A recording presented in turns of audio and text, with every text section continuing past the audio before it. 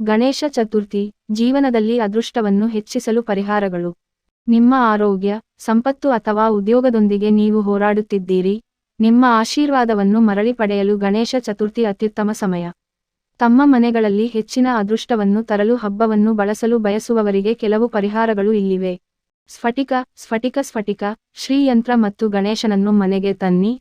ಈ Ganesha ಚತುರ್ಥಿಯು ಸ್ಫಟಿಕ್ quartz crystal ನಿಂದ ಮಾಡಿದ ಗಣೇಶನನ್ನು ಮನೆಗೆ ತರುತ್ತದೆ.